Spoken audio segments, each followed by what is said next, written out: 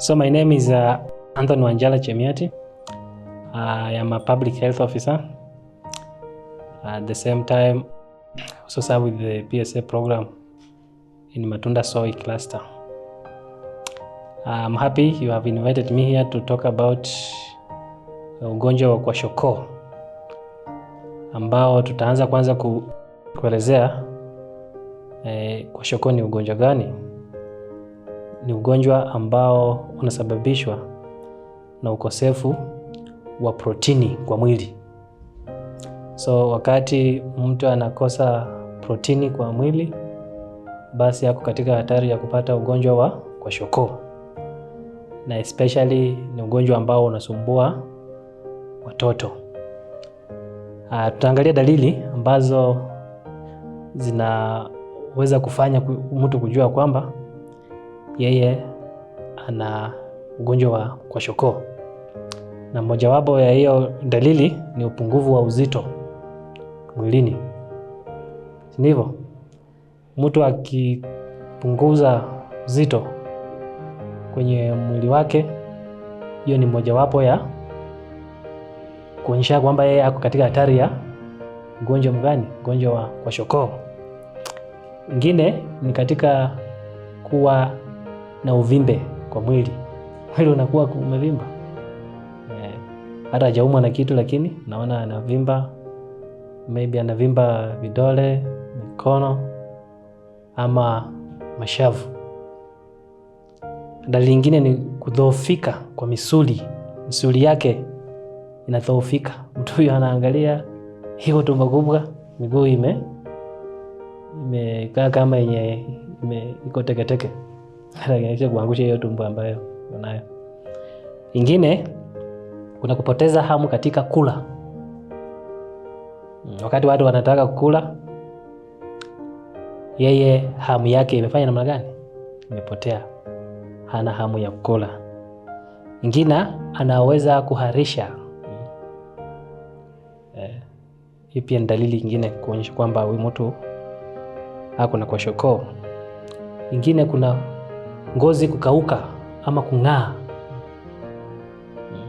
Hapo kuangalia kwa jua, unaangalia mtu huyo anametameta, ngozi yake imekauka na hiyo pia ni dalili ya ugonjwa mgani? Kwashiorkor.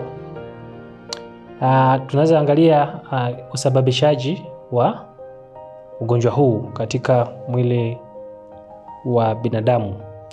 Moja, tumesema ni upungufu wa chakula.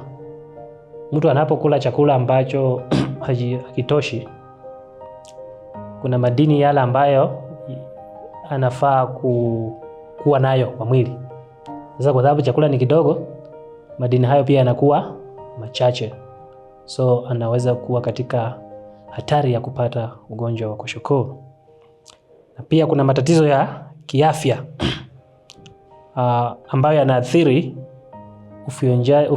ufyonzaji wa rutuba ama madini hayo ya vyakula katika mwili wake. Sasa kuna viungo fulani vya mwili ambazo kama hazifanyi kazi zinavyohitajika, basi inakuweza kumpelekea yeye kuwa katika hatari ya kupata ugonjwa wa kwashiorkor. Na kuna tiba ama jinsi ya kuzuia haya magonjwa ya kwashiorkor. Basi moja wao ni kwamba mtu akule chakula chenye protini. Na chakula cha protini tunajua kwamba kuna vyakula kama vile nyama, samaki na hata maharage. Vyakula hivyo vinampatia madini ya nini? Ya protini katika mwili wake, ndio iweze kumwezesha ajizuie na ugonjwa wa kwashiorkor. Mwingine ni kwamba tiba ya lishe, ambapo tunapata mtu apate matibabu ya lishe kutokana na mtaalamu wa afya. Atembelee daktari ama mtu yote ambaye anahusika na mambo ya afya, amwelezee kuhusiana na mambo ya balanced diet na aweze kukula chakula ambacho kinatosha. Hiyo ni njia moja pia ya kuzuia ugonjwa huo. Na pia kuna matibabu ya hayo magonjwa kupitia viungo ambazo vina shida ya kuweza kufanya namna gani, kuweza ku break down chakula na kuweza kuleta mvuto huo wa madini hayo katika mwili. Kwa sababu mwili huu unapokula vyakula hivyo, viungo tofauti vina select kama ni carbohydrates, kama ni proteins, kama ni vitamins. So viungo hivyo lazima vikue katika hali sawa, ndiposa vifanye namna gani, viweze kuwezesha madini hayo yaweze kuchukuliwa. Na himizo katika swali lote ni kwamba ni muhimu kula chakula chenye virutubishi, ama vinaitwa kwa Kiswahili ni virutubishi, ama kwa Kiingereza vinaitwa aje, nutrients. Mtu akule chakula ambacho kiko na enough nutrients. Lazima mtu akule chakula ambacho kiko na proteins, akule chakula ambacho kiko na carbohydrates, akule chakula ambacho kiko na vitamins, even minerals, isn't it?